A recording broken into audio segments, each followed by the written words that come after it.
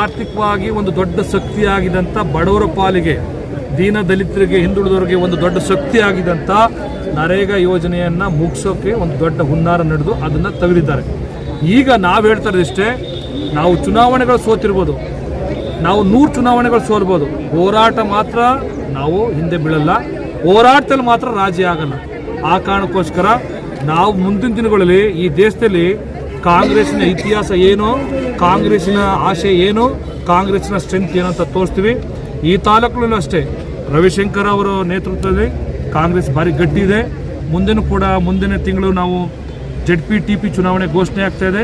ZPTPಗೆ ಈಗಲಿಂದ ನಾವು ಸಿದ್ಧತೆ ಮಾಡ್ತಾ ಇದ್ದೀವಿ. ಮುಂದೆ ಹೋರಾಟದಲ್ಲಿ ಹಿಂದೆ ಸರಿಯ ಮಾತಿಲ್ಲ. ನರೇಗಾ ಮರುಸ್ಥಾಪನೆ ಆಗುವವರೆಗೆ ಹೌಸ್ ಒಳಗಡೆ, ಪಾರ್ಲಿಮೆಂಟ್ ಒಳಗಡೆ ಮತ್ತು ಹೊರಗಡೆ ರಾಜ್ಯದ ಉದ್ದಗಲೂ ಕೂಡ ನಿರಂತರವಾದ ಹೋರಾಟ ಇರುತ್ತೆ. ಇದು ನಿಲ್ಲಲ್ಲ, ಆರಂಭ, ಇದು ನಿಲ್ಲಲ್ಲ.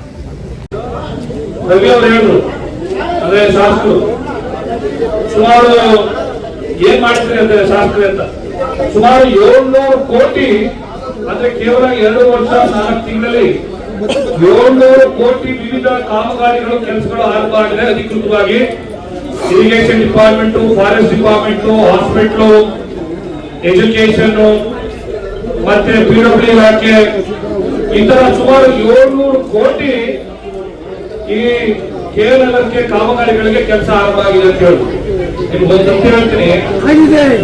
ವರ್ಣಾ ಕ್ಷೇತ್ರ ಹೊಸಕೋಟೆ ಜಿಲ್ಲೆಯಲ್ಲಿ ನಾನು ಎಲ್ಲಾ ತಾಲೂಕು ಶುರು ಮಾಡಿದ್ದೀನಿ, ಎಲ್ಲಾ ತಾಲೂಕು ಹೋಗಿದ್ದೀನಿ. ಮೋಸ್ಟ್ಲಿ ನನಗೆ ಯಾವ ತಾಲೂಕು ಏನೇನಾಗುತ್ತೆ ಅಂತ ಗೊತ್ತಿದೆ. ಆದ್ರೆ ವರ್ಣಾ ಕ್ಷೇತ್ರವನ್ನು ಹೊರತುಪಡಿಸಿದ್ರೆ ಇಡೀ ನನ್ನ ಪ್ರಕಾರ ಹಳೆ ಮೈಸೂರು ಭಾಗದಲ್ಲಿ 2 ವರ್ಷದಲ್ಲಿ 700 ಕೋಟಿ ಕಾಮಗಾರಿಗಳನ್ನ ಜಾರಿಗೊಳಿಸೋದಕ್ಕೆ ಒಂದು ದೊಡ್ಡ ನಿಲುವನ್ನ, ಇತಿಹಾಸವನ್ನು ಸೃಷ್ಟಿ ಮಾಡಿದ ಹೆಸರಿಗೆ ರವಿಶಂಕರ್. ಈಗಲಾರು ಒಂದ್ಸರಿ ದೊಡ್ಡ ಮಟ್ಟದ ಜೈಕಾರ ಕಾರಣ ನೀವು ರವಿಶಂಕರ್ ಅವರೇ.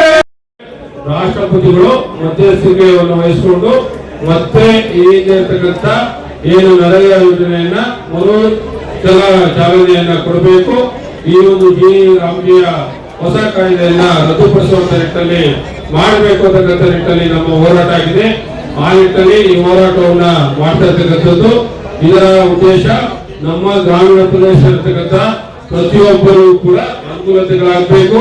ಕಟ್ಟ ಕಡೆಯ ವ್ಯಕ್ತಿಯು ಕೂಡ ಅವರು ದುಡಿಮೆಗೆ ತಕ್ಕಂತ ಪ್ರತಿಫಲವನ್ನ ಕೊಡುವಂತ ನಿಟ್ಟಿನಲ್ಲಿ ಈ ಯೋಜನೆಯನ್ನ ಜಾರಿಗೆ ತರಬೇಕು. ತನ್ಮೂಲಕ ರೈತರಿಗೆ ಅನುಕೂಲತೆ ಆಗಬೇಕು. ವಿಶೇಷವಾಗಿ ಮಹಿಳೆಯರಿಗೆ ಹೆಚ್ಚಿನ ರೀತಿಯಲ್ಲಿ ಅನುಕೂಲತೆಗಳಾಗಬೇಕು. ತನ್ಮೂಲಕ ನೆಮ್ಮದಿಯಾದಂತ ಒಂದು ಜೀವನವನ್ನ ಮಾಡುವಂತ ನಿಟ್ಟಿನಲ್ಲಿ ಇದೆಲ್ಲ ರೀತಿಯಾಗಿ ಸಹಕಾರಿ ಆಗಬೇಕು ಅಂತಕ್ಕಂಥ ನಿಟ್ಟಿನಲ್ಲಿ ಉದ್ದೇಶ ಇದೆ. ಅದನ್ನು ಜಾರಿಗೆ ತರಬೇಕು ಅಂತಕ್ಕಂಥ ನಿಟ್ಟಿನಲ್ಲಿ ನಮ್ಮೆಲ್ಲರ ಹೋರಾಟ ಇದೆ. ಅದಕ್ಕೆ ಮುಂದಿನ ದಿನಗಳಲ್ಲಿ ನಮಗೆ ಜಯ ಸಿಗುತ್ತೆ ಅಂತಕ್ಕಂಥ ನಿಟ್ಟಿನಲ್ಲಿ 100ಕ್ಕೆ 100 ವಿಶ್ವಾಸ ಇದೆ. ಏನು ನಮ್ಮ ಪ್ರಿಯಾಂಕಾ ಗಾಂಧಿರವರು ಹೇಳಿಕೆ ಕೊಟ್ಟಿರುವ ಹಾಗೆ ಯಾವುದೇ ಒಂದು ಚುನಾವಣೆ ನಾವು ಸೋಲು ಕೆಲವು ಎರಡು ಕೂಡ ಇರುವಂತದ್ದು.